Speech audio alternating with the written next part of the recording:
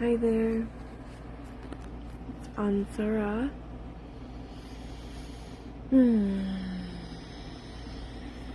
Blessings and love to you, wherever you are. And at the start of this message, I want to do something new.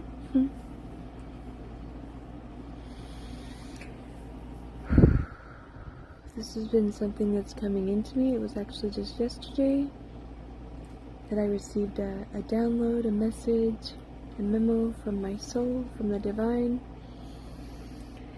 sharing with me that we have the ability to dissolve distortion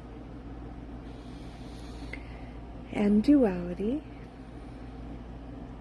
with a softness and a sweetness. That we don't necessarily have to do it with destruction or in a fiery way. And that's okay sometimes, but before I share today, I want to invite us all to feel into a deeper part within ourselves where there is a sweetness, a softness, somewhere that is tender and might feel quite vulnerable, but there is a nectar there. That's the word that kept coming into me yesterday. Nectar and sweetness. And it was inspired by several other things that I tuned into, several other shares.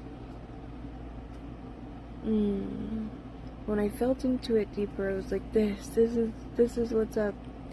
Because for a long time, I think we've all been feeling like we need to come against something and speak out against it and do something about it in a big way, in a loud way. And that's, like I said, that's all okay. There's a time and a place for everything.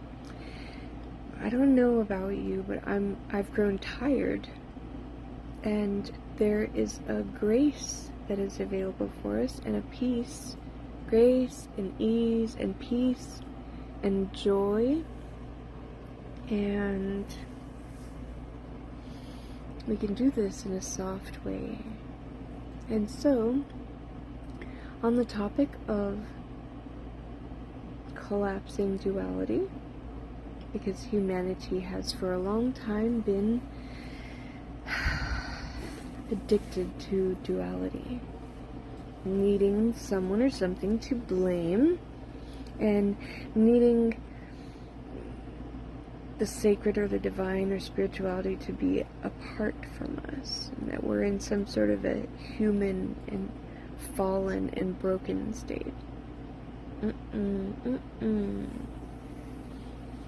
What I know to be true is that we are fully human and fully divine, both, and when we integrate those polarities within ourselves, the dark and the light, and when we realize that we all have, every one of us has the potential for greatness and to be the most amazing being and have the most positive, powerful influence on the world and be light. And then we also every single one of us, have the potential for the greatest darkness. To be the most evil shithead imaginable. We all carry both potentialities within us. And the more that we continue to make it about them, you know, the they, they're doing this, and they've done this, and all the shenanigans on earth. I know that many, including myself, when we are newly awakening, we become, which I like to call it, we become aware. When we start to become aware of some of the things that have gone on earth, maybe some of the darker agendas, many, including myself, I was stuck there for a number of years. I was doing other things as well. I've always been doing like personal inner work. I've always made it about me. But it's easy to get stuck in that layer of the awakening process, and then to, rabbit hole, and then all that's doing is continuing duality. It's making it about them instead of about you. Your awakening is about you. It's becoming aware of all that you are. All of your dark, all of your shadow, and all of your light. And that's what it's about. And when we come into that knowing and into that truth,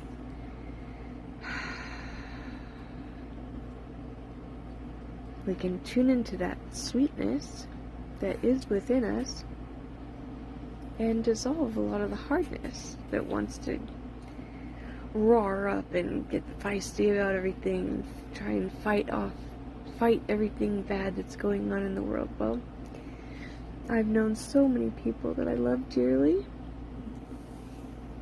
I care about, and they, after more than a decade, are still in that place of looking at everything that's wrong with the world, just uncovering layer after layer after layer after layer of all the dark agendas.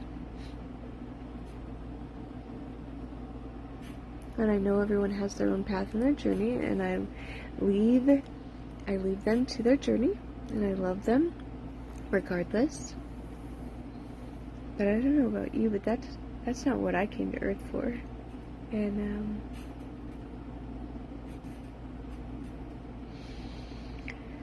my ear's ringing. I think it's 4:44. To collapse the duality within ourselves. Any sort of separation. I came in knowing that I have a direct connect to the divine. I did forget that, and I lived in a state of separation for much of my life. Let's maybe say like 20 years or so. And even recently, that's been, like the past few years, it's been tested. But it's only shown me how deep that connection really is, and that it is real. It's undeniable. And we all have this. We all have a direct connection to Source, to God, to Creator, to the Divine, to all that is. We don't need a mediator. And you don't need to do it any certain way. You don't need to do it the way that anyone else is doing it. You can connect in the way that works best for you, the way that feels best.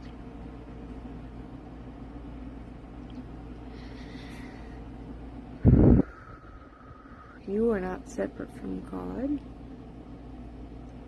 No one is. We are not separate from each other.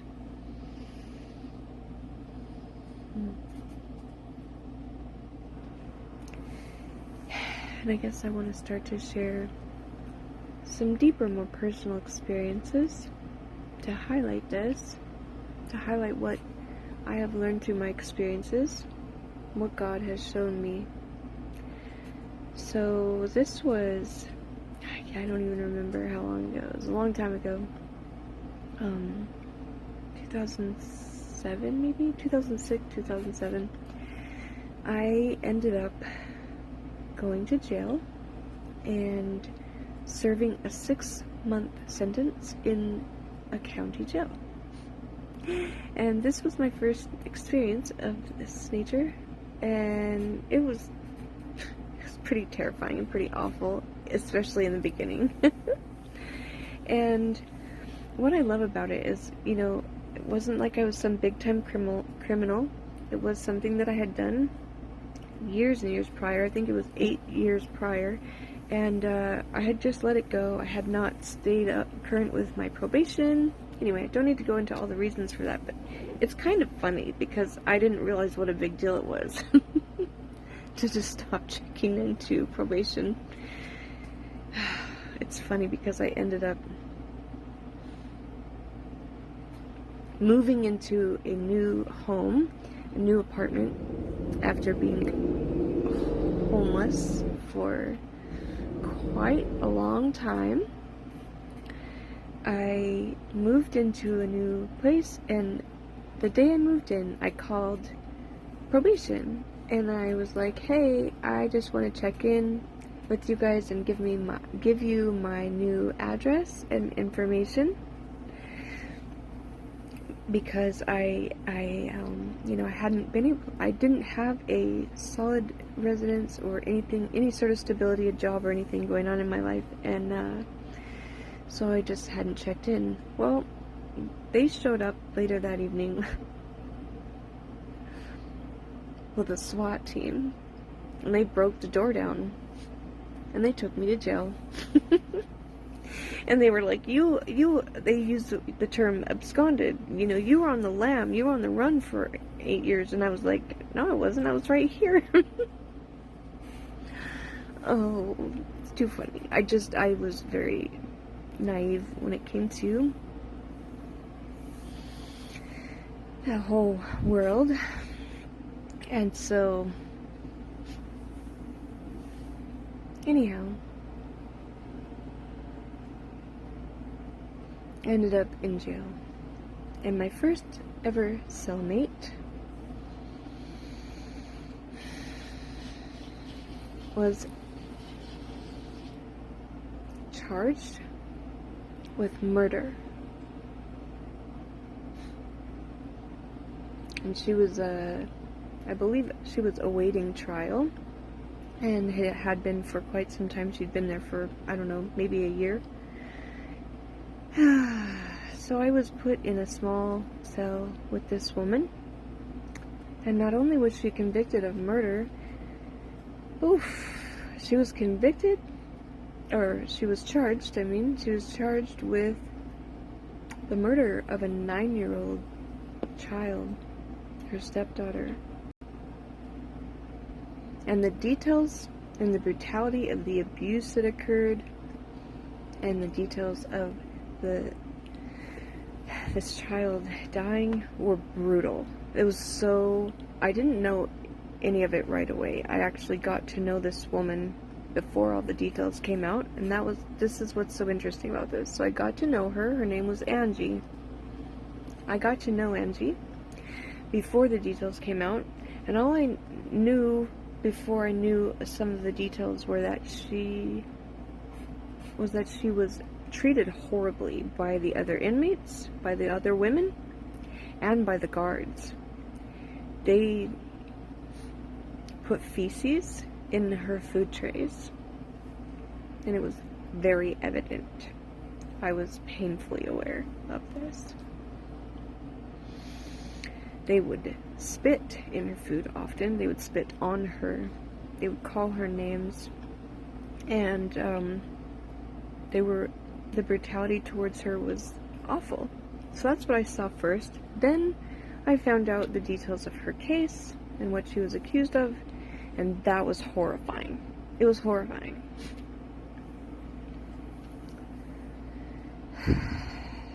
But what I saw her as, and I won't go into all the details because there was a lot to this. And of course there was this part of me, there was this human part of me that wanted to judge her and wanted to even, hate's a strong word. I hated what she had done and what she'd been a part of. I absolutely did. But, I'm gonna have tears. But God showed me something in those months in that small cell with this woman. And the message was loud and clear. And I've always received messages like this. I've always been very prayerful and heart-centered. It's who I am. Not perfect, but pure. And I wanted to understand. I knew I knew why the whole scenario had worked out to where all the years led up to me being in jail. Because normally for a charge of the kind that that I had gotten in trouble for would not include any jail time, not even a day. But because of the nature of how it worked out, I knew that I knew that God, the divine, placed me there in that jail cell with this woman who had done some horrific things to a child.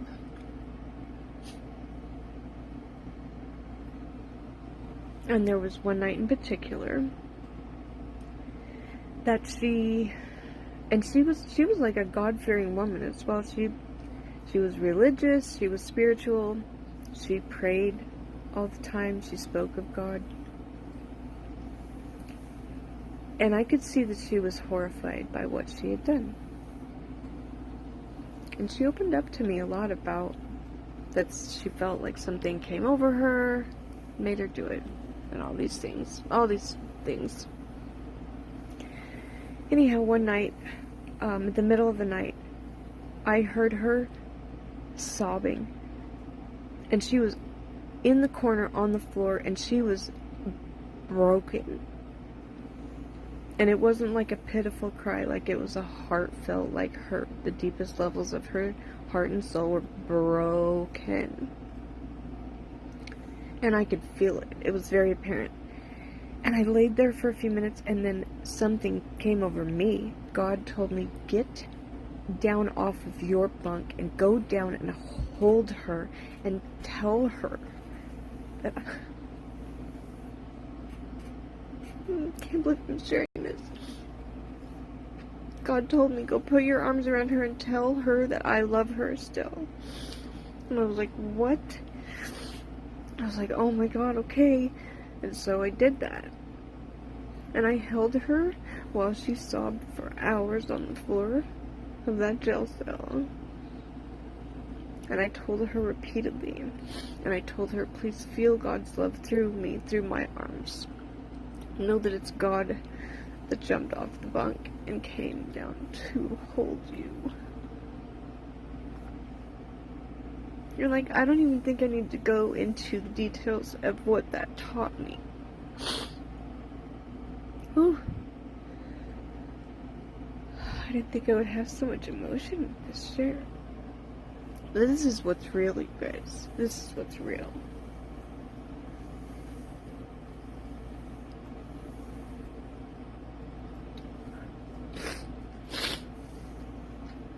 And I hate what she did.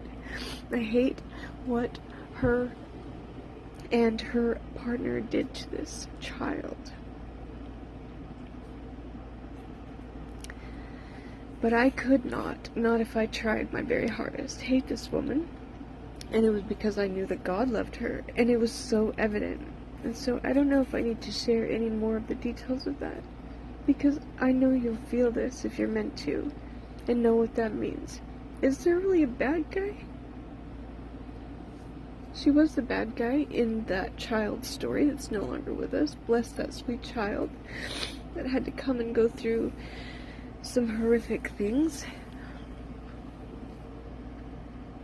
And bless that woman who played that role, that awful role. Are there good guys and bad guys? Are we all here just playing out this story? Because I know I've heard this recently. I'm sure I've been the bad guy in someone's story. Many, maybe even, depends on perspective. But even despite all my best intentions, I know I have not always. I know I've been hurtful and harmful to others without even realizing it. I've never had the intention to, though. And I can admit that. And I get to say that. Whew. I pray that we all soften and open and use that beautiful nectar within ourselves. That's God. That's the divine. That sweetness and that softness that's here to dissolve duality, dissolve density, dissolve distortion. And it changes everything. It changes the way, that moment forever changed the way that I operate in the world. Not that I was ever one to look down